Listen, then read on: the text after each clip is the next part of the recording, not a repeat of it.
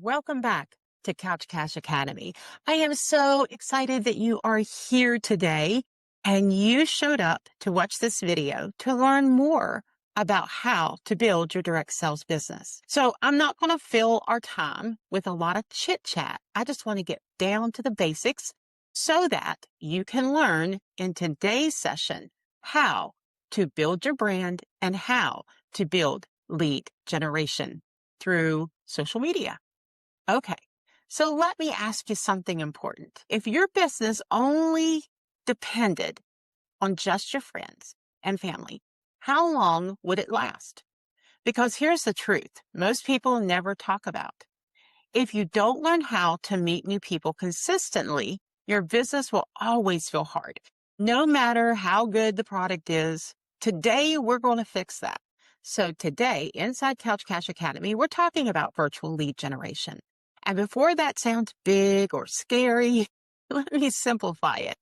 Virtual lead generation simply means how to meet new customers, how to meet new hostesses, how to meet potential team members, all online without being awkward, spammy, or feeling icky about it.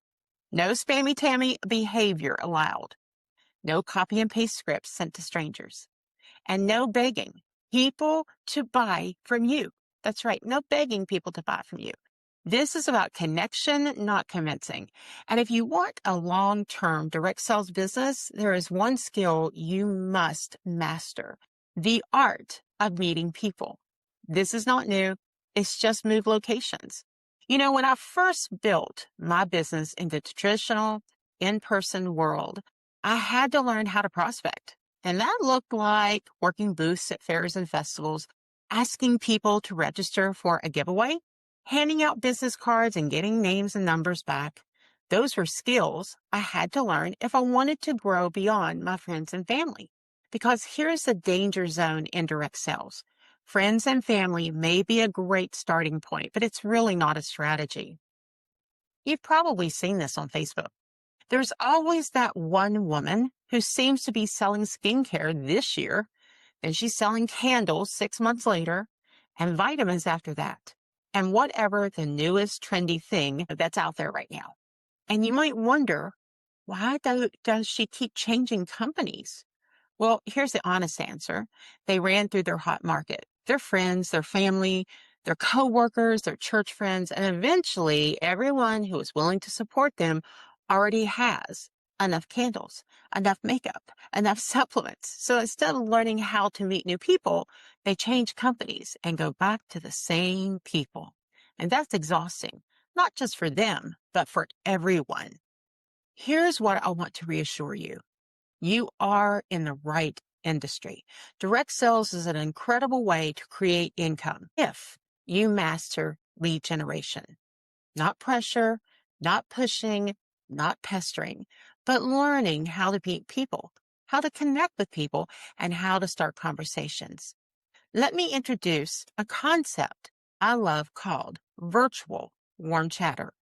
You see, in the traditional world, warm chatter looked like this: talking with someone in an elevator, chatting in a waiting room, standing in line at checkout.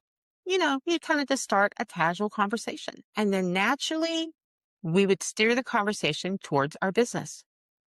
Online, it works the same way, just digitally. Here's the part most people miss. There are already people sitting in your Facebook friends list that you've connected with at some point in your life. Some may know you well, some you barely remember, and some you haven't talked to in 10, 20, even 40 years. People such as like school friends, people you went to school with in elementary or middle school, junior high, high school, college. Maybe they're former coworkers or church connections, or maybe parents of your kids' friends, friends of friends. These are lukewarm connections and they are gold. Let me walk you through this like I would if you were sitting next to me on the couch. Step 1, you go through your friends list and you pick 10 people. You pick out 10 people. And on Monday, you scroll through your Facebook friends list and you pick those 10 people you haven't interacted with in a long time. No pressure, no expectations, just 10. Step 2, you go into their Facebook profile and you comment. Don't message them, just comment. Go to their profile, look for their profile picture. And when you go to that, just go put in there, you look great, you look beautiful as always. I'm not telling you to, come up with a lie. I'm telling you, find a genuine compliment that you can give that person. You see, that profile picture, that banner photo, it is the most loved photo of that person at that moment. And so when you go in and you like or love it and make a comment, it makes them feel like you agree with them. Now, you can also go through their banner picture at the top of their Facebook page. That's usually their secondary favorite picture. And also comment, put like or love, and make maybe a little emoji face there. And then go through her posts and scroll through and use the love emoji. Again, leave a genuine comment and ask a simple question. Like, for example, that's such a great picture of you. Where was this taken? Or maybe if she's showing a picture of her dog, that puppy is adorable. What breed is it? Or love that outfit. Where did you find it? Now, why this works? People do choose those pictures because they like them. Your comment feels flattering, not salesy. So here's the rhythm. On day one, on Monday, you want to comment 2 or 3 things on their post. And then the second day that you go back to her, maybe Thursday, and you comment again on 2 or 3 of her posts and, press an emoji, a laugh emoji, a like emoji, a love emoji. And then day 3, that's the next Monday, you comment one more time. That's it. You know what usually happens? They comment back. They check out your profile. Sometimes they even message you first. That's a warmed up relationship. After the 3rd interaction, send a simple message. Hey, your profile has been coming up in my feed lately, and I realize it's been forever since we connected. What have you been up to lately? That's it. No pitch, no link, no pressure. If they respond, comment on what they're doing. Then share what you have been doing up to, what you've been doing lately. And then naturally, just kind of mention your business. What if they don't respond? Well, this part is important. Some people won't respond, and some will respond later. It's hard to believe, but a lot of people don't always check their messages on a daily basis. Some maybe once every couple weeks or maybe every month or so. And then some will just respond later. Some people will never respond, and that's natural. It's no different than handing someone a business card in person and hearing, no, thank you. We don't take it personally. We just move on. I treat lead generation like planting tulip bulbs. That's right, planting tulip bulbs. You see, in the fall, we plant them. And in the spring, we celebrate what blooms. We don't get ticked off or upset or offended at the tulip bulbs that didn't bloom. We don't go dig them up out of the ground and ask it, why didn't this one bloom? Maybe I should have just done this to it, or I could have done that to it. No. Here's what we do. We celebrate the tulips that bloomed, and then if we want more, we just plant more. Some conversations bloom quickly, and some bloom months later, and some never bloom, and that's okay. So here's a simple system on how to work in Facebook that will actually bring you warmer relationships and rebuild them so that you have more people to talk to about your business. All right, so here's the simple system. Monday, Thursday, Monday, pick out 10 people and do that 2 to 3 comments, likes, loves, laughs, emojis a day. Tuesday, Friday, Tuesday, pick out another 10 and do the same thing. 2 to 3 comments a day, like, laugh, love emojis. And then Wednesday, you can do Wednesday, Saturday, Wednesday. That's 10 people that you are commenting on and doing a like, love emoji. That's about 30 people a week.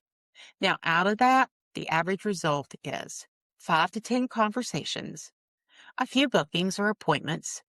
Consistency beats intensity every time. Now, what if you don't have a whole lot of Facebook friends yet? Or the only Facebook friends you feel like you have are people that are currently in the same company you are? Well, that's an easy fix. Just add new friends. Send 10 friend requests a day to friends of friends and people that Facebook suggests that you may know.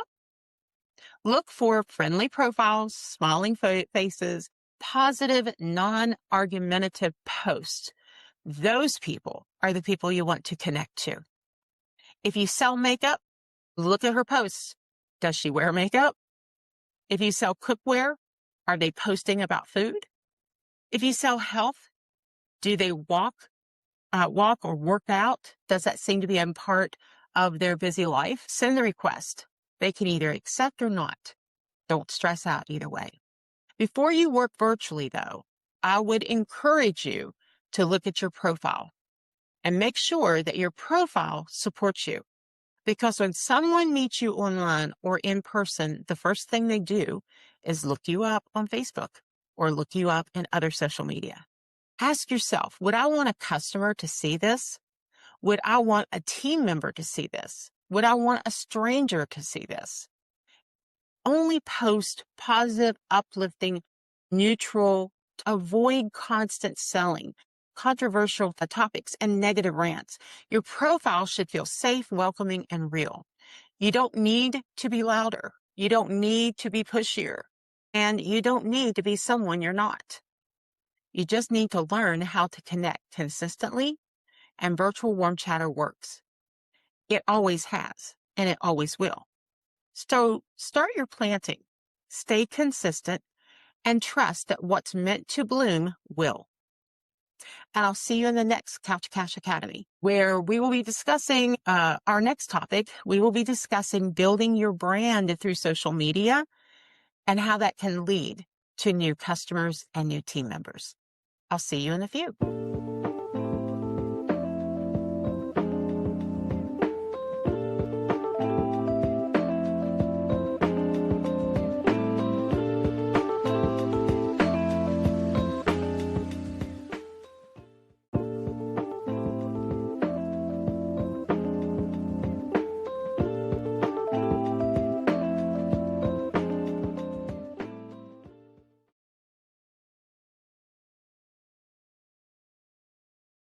Today, let's talk about branding and what it's all about. But first, let me ask you a question. When someone sees your name pop up on social media, do they immediately know what you're all about? Or do you just blend into the crowd? Because today, if people don't recognize you, they don't remember you. And if they don't remember you, they don't buy from you or join you. That's why today we're talking about building your brand. So let's clear up the confusion about what that actually means. When I say building a brand through social media, I want to be very clear about what I don't mean. I don't mean becoming an influencer or posting perfectly curated photos or dancing on reels or sharing your business every single day. Most women hear the word brand and immediately think, I'm not techie. I don't want to be fake. I don't want to annoy people. So let's just reset the definition. Your brand is simply this. It's what people think and feel when they see your name. That's it. Your brand is your energy. It is your values. It's your consistency. It's your voice. You already have a brand, whether you build it intentionally or not.